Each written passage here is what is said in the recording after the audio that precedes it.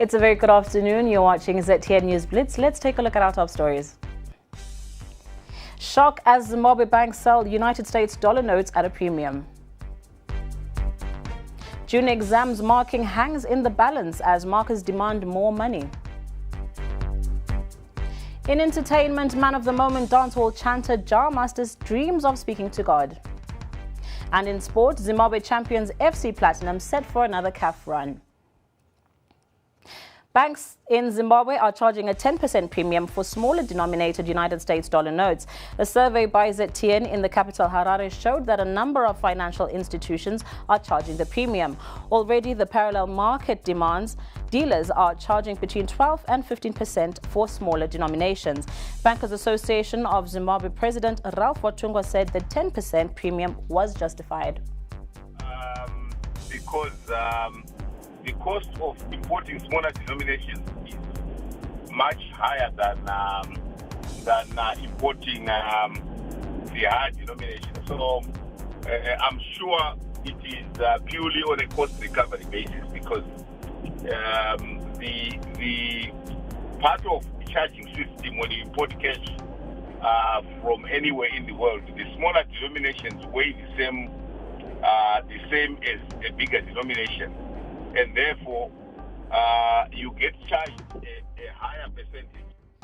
ZTN could not immediately reach the Reserve Bank of Zimbabwe governor for comment and is still trying to get in touch with Dr. John Mangudya. We move on to education, where marking of Zimbabwe's June 2020 examinations is hanging in the balance. In a circular last night, the Zimbabwe School Examinations Council notified stakeholders that marking will start next week. Authorities attribute the delay to COVID-19, while teachers insist it's over non-payment of marking allowances. ZimSec chairperson Eddie Mwenje spoke to ZTN. What I can say, Taku, is that as ZimSec, we have made the necessary preparations. That means, the transportation of papers. Those are the preparations that we make, preparing the venues, according to the Ministry of Health standards and the WHO standards. And also ensuring that we've got sanitizers and that the places where they are going to use are fumigated.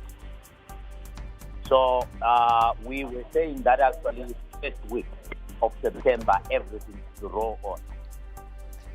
Teachers, however, insist that exams will remain unmarked if they're not paid. Zimbabwe Teachers Association is unaware of any preparations that have been made by ZimSec or the Ministry of Primary and Secondary Education regarding the marking of the June examinations. So as things stand, we cannot confidently assure our learners and members that yes, we are on course and there will be marking done on time.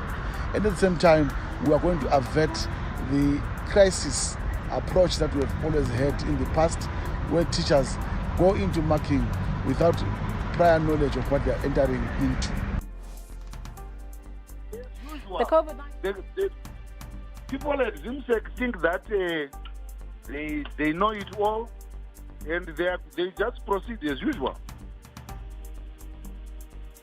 What I know for a fact is I might be speaking for many other people, but in terms of us as PTUZ, and I think for PTUZ we have not been consulted, but ordinarily we are supposed to be engaging. All I know about communication that came from ZimSec was about us nominating a board member, as is provided for by the law. But in terms of engagement for performance, delivery, for marking and many other things, that has not come to my attention. The COVID-19 pandemic has impacted Zimbabwe's medicine supply chain.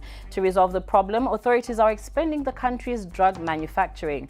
Zimbabwe imports most of its medicines, and the pandemic has led to disruptions due to lockdowns and suspensions of air travel. To date, 6,292 people have been infected with COVID-19 in the country, and 5,010 have recovered, while 189 have died so far. Health and Child Care Deputy Minister Dr. John Mangudya speaks. What we can tell the country is there is enough medication for those who are already on treatment, and they should not panic as the medication will continue to be sourced. The suppliers of medication, the people who manufacture the drugs, are known, and there is a relationship that just has to be improved in terms of us making sure that the medicine is there. So yes, if you're on second. Zimbabwe, one of the countries with the highest number of dams in Africa, is only utilizing 5% of its man-made water sources. This has resulted in the country incurring a huge import bill for grain in times of drought. Secretary for Agriculture, Dr. John Basera speaks. Out of the 2 million hectares, we are only and functionally irrigating not more than 175,000 hectares, which is about 9%. So what it means is that we are operating at 9% of our potential. Let me scale it down again. Out of the 175,000 hectares, we need to discount area under plantations. We are looking at sugarcane, the banana boys in Prima Valley and Ronde Valley, and so on and so on. In the courts, journalist come activist Hopewell Chingono and Transform Zimbabwe leader Jacob Ngarivume, who are facing charges of inciting public violence, will know the outcome of their appeal for bail next week. The two approached the High Court challenging a decision by a Harare magistrates court to deny them bail. A High Court judge today reserved ruling on the pair's appeal to next week after hearing arguments from both parties. Let's hear Chingono and Ngarivume lawyers speak. Our client went to the magistrate court to apply for bail on what are called the changed circumstances, to say that 31 July had gone dead past. The court agreed with him that the 31 July had come and had gone. That's what Mr. Nkomo here was arguing it in the court of made. But after making that finding, the magistrate ought to have then shifted the burden to the state to indicate why it was still opposed to bail. The issues which were of interest are the issues relating to the evidence in the record and what the magistrate said about the evidence. There are 20 pages of evidence which the state even considered that the magistrate did not make mention of that oral evidence in its finding. So that should amount to a gross misdirection.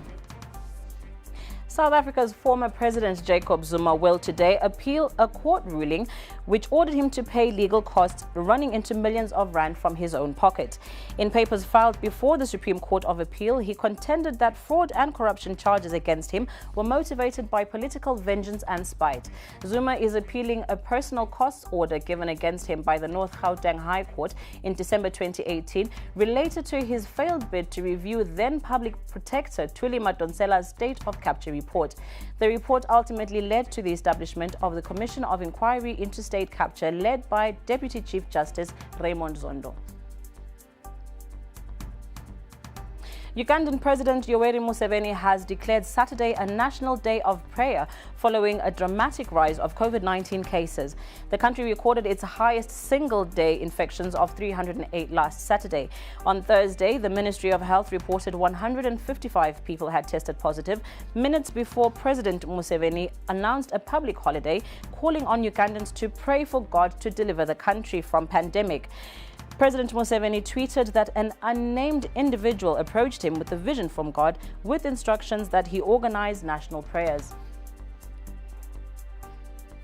Rhythm and blues musician R. Kelly's lawyer has requested his immediate release from jail after he was allegedly attacked by another inmate. Steve Greenberg said his client was attacked at Chicago's Metropolitan Correctional Center, where Kelly is awaiting trial on sex abuse charges. The extent of the injuries are not known, Mr. Greenberg said on Twitter. Kelly has pleaded not guilty to multiple charges, including abuse of minors and sex trafficking. Zim dancehall sensation Ja Master says the smashing success of his single Hello Mwari, which has hit over 1.2 million views on YouTube, has not come as a surprise. The 23-year-old says he saw it coming. In an interview with ZTN's Kimberly Jiro, Ja Master says he dreams of being as big as Bob Marley or even Michael Jackson.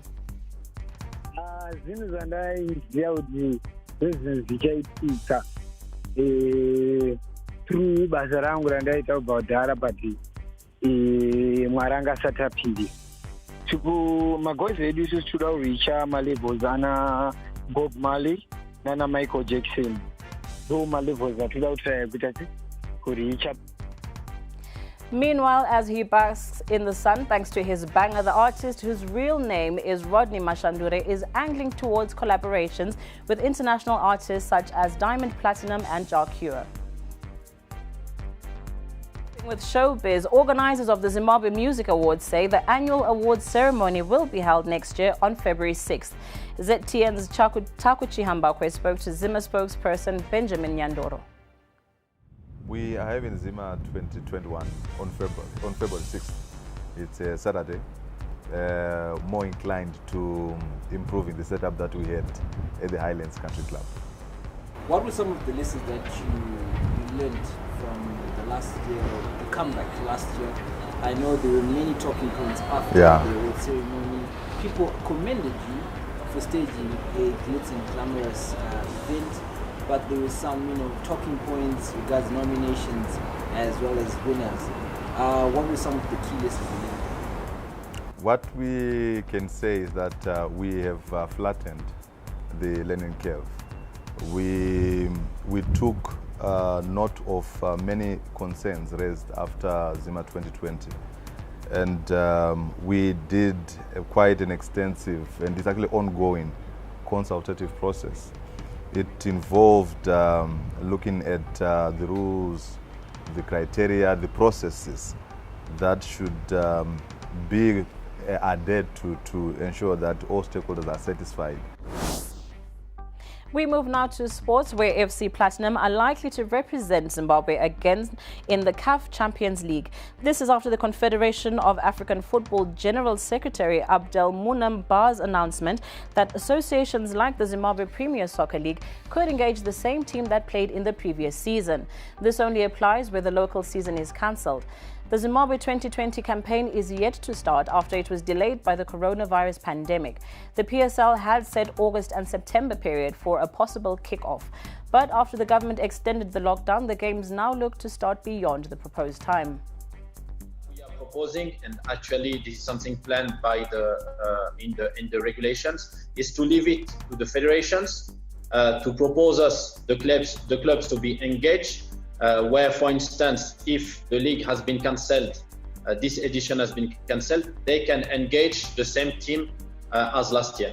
So at the end, we'll let each federation choose if they want to homologate the current ranking and they propose us their best team, or if they want to propose the teams of last year. Formula One champion Lewis Hamilton is unlikely to boycott this weekend's Belgian Grand Prix. There was a chance of a boycott in the way other athletes have done in the United States after the shooting of Jacob Blake by police officers in Wisconsin. The NBA postponed 3 scheduled playoff games on Wednesday, while players and teams in baseball, football and tennis also sat out events. They demanded that lawmakers act to address police brutality and racial injustice. Hamilton, who is the only black driver in Formula One, said he supported the boycotts, but that similar measures in Europe wouldn't have the same impact. And that's all from us at News Blitz. Thanks for watching.